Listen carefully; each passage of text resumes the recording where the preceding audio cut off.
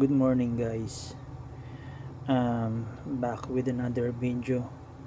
As you can see dyan sa inyong screen, nakikita nyo yung baliktad na tackle box natin na may tatak ng driven. Actually hindi siya baliktad, tama siya. Baliktad lang yung pagkakalagay ko ng signage ng driven. Tatanga-tanga kasi ko.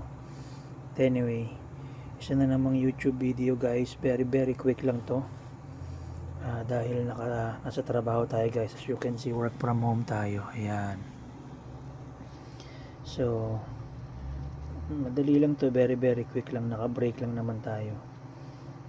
Si MBG 24 grams authentic. Ayan, tagal ko na tong din nagagamit guys. So ayan, kailangan nang linisin. Medyo dumumi na yung mga ano niya, mga rings niya. Merong nabibili sa Tasio stock, yung parang steel brush na medyo malambot, panglinis ng mga to, yung mga sides na yan.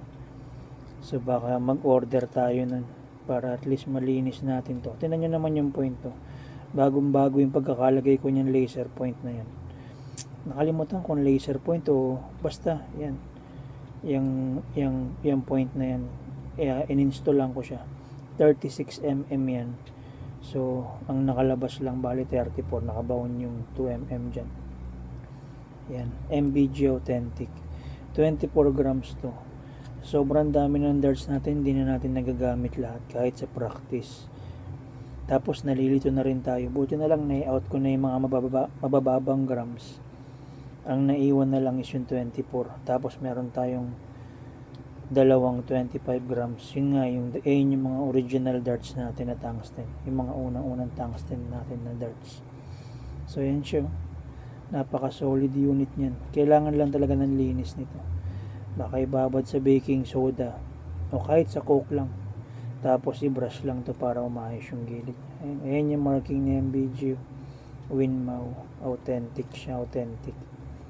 Look-alike siya nung sun-blasted na version niya ng darts niya, which is yung exact. Tapos bigyan ko na rin kayo ng sneak peek ng ating ayan mga darts. Ang dami. So every rack 6 darts yan. So bilangin mo na lang 6, 12, 18, 24 kasama tong MBG na to.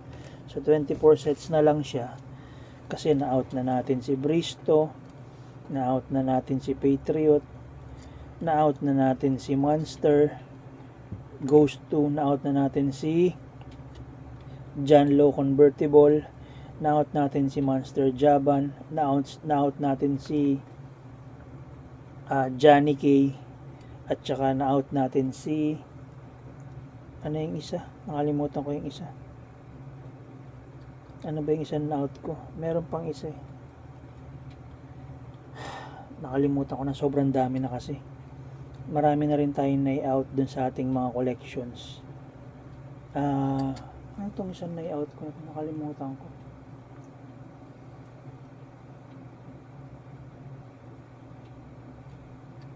Basta, na-out ko siya. Nakalimutan ko. Ayun, yung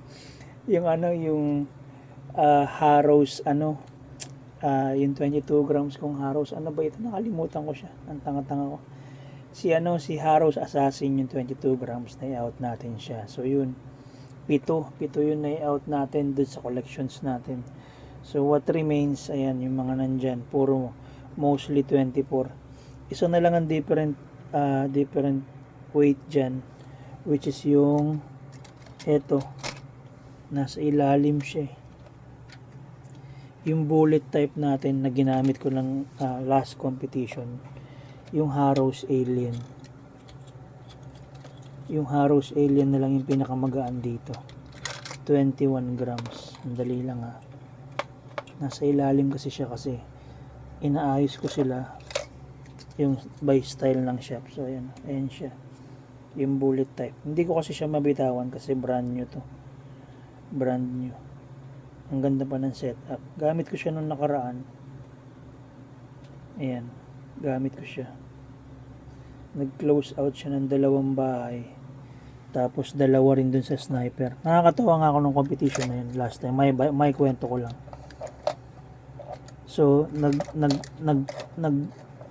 nanalo kami ng dalawang set using yan. Tapos nanalo kami ng dalawang set using yung aking sniper. Yung sniper natin ito. Yan, yung sniper natin. Nung i-check out na natin, ano to yung do or die situation, nasa game 5 kami. Nasa 5th set kami. So, siya yung gamit ko. Ito, kasi pinalitan ko nga yun. Naka 2-0 kami, tapos tumabla yung kalaban. So, nag-deciding. Gamit ko na, ito na yung ginamit ko. Dun sa last 3 sets.